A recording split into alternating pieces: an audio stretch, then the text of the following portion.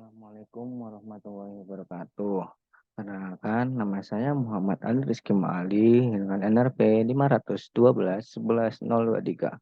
Di sini saya akan menjelaskan tentang hasil tugas saya. Ini tentang tugas mengantar fisika komputasi kelas C, di mana dalam tugas ini ada 4 soal yang harus saya jawab dan harus saya jelaskan dalam bentuk video. Oke, langsung. Yang pertama, jelaskan tentang algoritma dan flowchart. Jawaban saya, algoritma adalah panduan atau instruksi yang presisi yang menjelaskan tentang cara melakukan suatu tugas atau pemecahan masalah dengan langkah-langkah yang jelas dan sistematis. Lalu yang flowchart. Flowchart itu berasal dari bahasa Inggris yang berarti diagram alir. Flowchart umumnya disusun berdasarkan algoritma dan sebuah program yang ingin dijalankan, yang berguna untuk mempermudah pemahaman dari bahasa pemrograman. Penyusunan flowchart diharuskan sistematis serta berurutan dengan berdasarkan alur dari program itu sendiri. Lalu yang kedua, buat algoritma dan flowchart untuk menghitung posisi X dan Y dari gerak parabola. Dengan bersamaan X sama dengan X0 ditambah V0 X kali T. Dan Y sama dengan Y0 ditambah V0 Y kali T dikurangi setengah GT kuadrat. Itu algoritma yang saya buat sendiri. Itu adalah dengan cara satu, mulai. Algoritma itu harus diawali dengan kata mulai. Kedua, masukkan nilai gravitasi Y-nya atau input. Ketiga, masukkan nilai jarak mula-mula sumbu X, X0 dan sumbu Y, Y0. Keempat, masukkan nilai kecepatan mula-mula V0. Yang kelima, masukkan nilai dari sudutnya dari 5 derajat sampai 85 derajat dengan interval 10 derajat. Di sini tidak boleh sampai melebihi 90 derajat, karena kalau 90 derajat itu bukan gerak parabola lagi tapi sudah masuk gerak vertikal ke atas. Lalu yang keenam, itu kecepatan mula-mula terhadap sumbu X, V0 X dan sumbu Y, V0 Y. Jika sudah dimasukkan semua nilai ini, maka selanjutnya dalam menghitung kecepatan mula-mulanya. Persamaan V0 X sama dengan V0 cos theta dan V0 Y sama dengan V0 sin theta. Ketujuh, setelah dilakukan perhitungan untuk kecepatan mula-mula, selanjutnya ditampilkan hasil kecepatan mula-mula sumbu X, yaitu V0 X, dan pada sumbu Y, yaitu V0 Y. Kedelapan, setelah dihasilkan kecepatan mula-mulanya, selanjutnya digunakan untuk menghitung waktu maksimum Tmax-nya dengan menggunakan persamaan Tmax sama dengan 2 V0 Y per G. Tmax adalah waktu yang digunakan untuk gerak parabola untuk kembali menyentuh ke titik semula atau titik nolnya lagi. 9, tampilkan hasil waktu maksimum setelah dilakukan perhitungan waktu maksimum. Selanjutnya adalah ditampilkan hasil waktu maksimumnya. 10, setelah dihasilkan waktu maksimum dimasukkan nilai waktu T-nya dari 0 sampai Tmax dengan interval 0,1 second. 11, setelah semuanya ditarik, dimasukkan, dihitung, maka selanjutnya adalah menghitung jarak pada sumbu X dan jarak pada sumbu Y dengan menggunakan itu tadi, X sama itu tadi, X sama dengan X0 V0 X kali T dan Y sama dengan Y0 V0 Y kali T kurangi setengah GT kuadrat. Setelah melakukan perhitungan ini, selanjutnya adalah ditampilkan hasil jarak pada sumbu X dan pada sumbu Y-nya. Setelah itu selesai. Penutup dari algoritma selalu menggunakan kata selesai. Selanjutnya flowchart. Flowchart yang saya gunakan adalah seperti ini. Yang pertama adalah mulai. Mulai selalu menggunakan bentuk flowchart dengan bentuk oval. Selanjutnya adalah masukkan nilai gravitasi, jarak mula-mula, dan kecepatan mula-mula. Di mana kalau masukkan nilai di sini itu adalah input. Input itu kalau dalam flowchart itu dalam bentuk jajar genjang. Oke, selanjutnya adalah masukkan lagi untuk nilai sudutnya. Jadi kalau masukan adalah input dan input harus dalam bentuk jajar genjang. Selanjutnya adalah menghitung dari kecepatan mula-mula sumbu X dan sumbu Y. Nah, menghitung di sini itu adalah sebuah proses di mana proses itu harus dalam bentuk persegi. Terus ke keberapa ini enggak tahu. Selanjutnya setelah dihitung maka ditampilkan hasilnya. Nah, ditampilkan ini adalah output di mana output bentuknya adalah jajar genjang. Selanjutnya menghitung waktu maksimum bentuknya persegi. Terus dihasilkan waktu maksimumnya itu adalah output bentuknya jajar genjang. Setelah itu dimasukkan lagi nilai waktu T-nya dari 0 sampai T max itu adalah input dan bentuknya jajar genjang. Terus itu menghitung jarak sumbu X dan sumbu Y-nya itu menghitung adalah proses persegi panjang. Dan yang terakhir adalah didapatkan hasil jarak pada sumbu X dan sumbu Y-nya.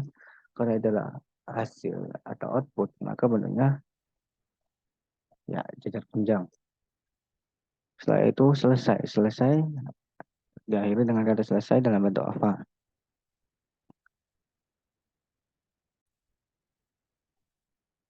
Oke, lanjut. Selanjutnya adalah nomor 3. Jelaskan penggunaan skalar, vektor, matriks, dan array dalam pemrograman. Jawaban saya, skalar itu adalah tipe data yang merepresentasikan nilai tunggal seperti bilangan bulat, bilangan real, atau teks. Ini adalah elemen paling dasar dalam pemrograman dan biasanya digunakan untuk menyimpan data yang tidak memiliki struktur lebih lanjut. Yang digarisbawahi adalah nilai tunggalnya di sini ya. Lalu vektor. Vektor adalah kumpulan nilai yang disusun dalam satu dimensi dalam konsep pemrograman sendiri. Ini seringkali dibilang sebagai lari atau array atau juga bisa dibilang sebagai daftar atau list. Setiap elemen vektor memiliki indeks yang mengidentifikasikan posisinya dalam vektor. Eh, yang digarisbawahi bahwa vektor itu adalah satu dimensi. Ini satu dimensi. Jadi dimensi yang dimaksud adalah dimensi baris atau dimensi kolom. Jadi ada namanya vektor baris dan vektor kolom. Dan ini adalah matriks. Ada tipe yang di sini dalam dua dimensi berbentuk baris dan kolom. Jadi ada baris dan kolom. Ini digunakan untuk menggambarkan hubungan antara dua set data atau mengimplementasikan operasi matematika seperti perkalian matriks. Jadi yang digarisbawahi adalah ini baris dan kolomnya.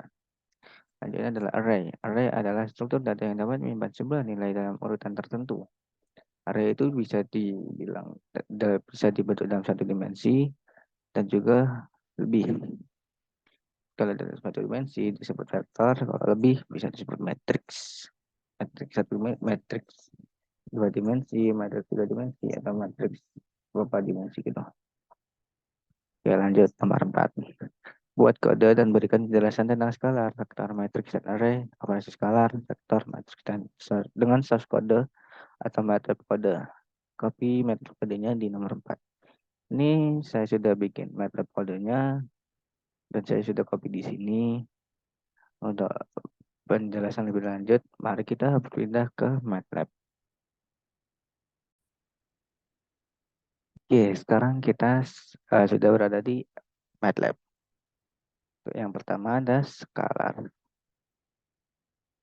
Skalar tadi kan saya sudah bilang hanya satu nilai tunggal. Nah, di sini ada skalar A ya hasilnya 5, skalar B 2 dan skalar C 6.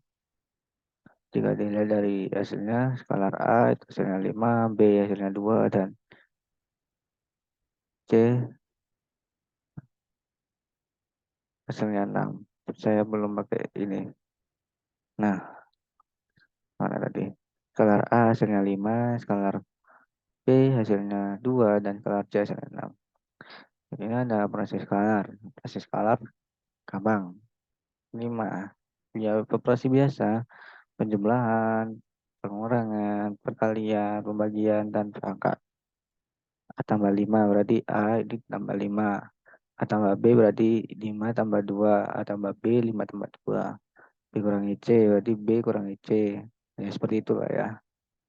Hasilnya untuk yang A tambah 5 hasilnya 10. Yang B tambah B hasilnya 7. A tambah B hasilnya 7, ya betul. C, B kurangi C, B kurangi C hasilnya 4. D, A kali C hasilnya 30. E, A per B hasilnya 2,5. Dan F, B pangkat C hasilnya 64. Sudah dia adalah skalar. Gampang kan? Gampang. Lanjut ke vektor. Sebentar. Oke, sekarang kita lanjut ke vektor. Nah, vektor ada vektor baris dan ada vektor kolom. Di mana vektor baris itu dinotasikan dengan menggunakan kurung siku, dan untuk jaraknya sendiri itu, bentar saya belum run, tiba-tiba runnya hilang. Oke, udah keluar. Vektor baris untuk jaraknya itu bisa pakai spasi aja atau pakai koma. Sedangkan untuk vektor kolom itu sama menggunakan kurung siku namun pakai titik koma untuk menjarakinya. Mari kita lihat untuk vektor baris dan vektor kolom. Vektor baris AA 135, maka hasilnya seperti ini, AA 135. BB 321, maka BB 321. Ini adalah vektor baris. Lalu CC 123. Nah, ini adalah vektor kolom 123. Jadi ini seperti ini. Lalu DD 456, 456 seperti ini. Lalu selanjutnya adalah operasi vektor elemen. Di sini adalah sama seperti tadi, penjumlahan, pengurangan, perkalian, pembagian, dan perpangkatan. Namun di sini itu yang dioperasi itu hanya per elemen-elemennya saja. Misal AA plus 2, berarti elemen di AA ini ditambahin 2 semua. 1 ditambah 2 hasilnya 3, 3 tambah 2 hasilnya 5, dan 5 tambah 2 hasilnya 7, seperti itu. Lalu, maaf, WB.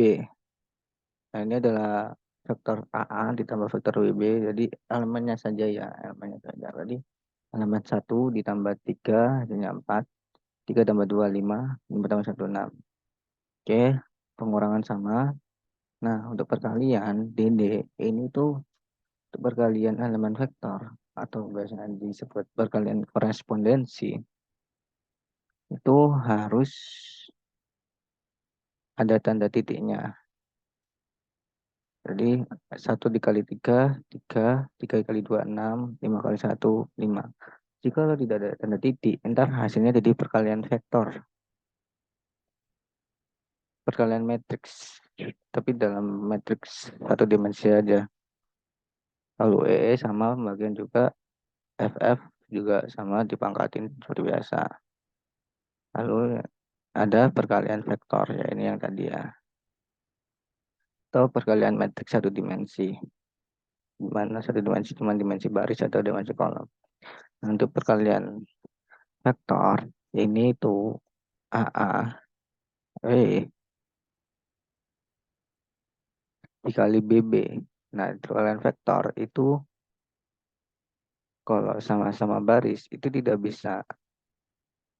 Perkalian vektor itu harus baris dikali kolom gitu. Jadi BB-nya ini tuh harus ditransport dulu biar baca di kolom, dan hasilnya uh, untuk vek A itu sama dengan 14. Lalu untuk vek B, AA dikali DD. Nah, AA ini kan vektor baris, dengan DD itu vektor kolom. Jadi nggak perlu di transport karena udah beda kan. Syarat perkalian vektor kan baris di vektor A itu harus sama dengan kolom di vektor B. Ini adalah barisnya itu adalah 1. Dengan ini kolomnya 1 gitu. Jadi sama kan, baris di vektor A 1, kolom di vektor D juga 1. Jadi bisa dikalikan dan hasilnya sama dengan 49. Oke, lanjut. Perkalian cross sama perkalian dot. Perkalian dot menggunakan seperti ini ya. C sama dengan dot AA, BB. Untuk bagian cross itu AA, BB. Saya tidak akan menjelaskan kalian dot sama cross itu gimana. Jadi bisa sendiri kan bakalan dot sama cross itu kayak gimana gitu kan. Ya, lanjut kita ke matrix. Matrix itu dua dimensi ya. Di sini dua dimensi, ada baris dan ada kolom. Di sini ada matrix 2x2 dan ada matrix 3x3. Nah, untuk barisnya ya ke elemen baris itu hanya dikasih spasi saja. Sedangkan untuk ke kolom ini dikasih titik koma. Jadi misal ini W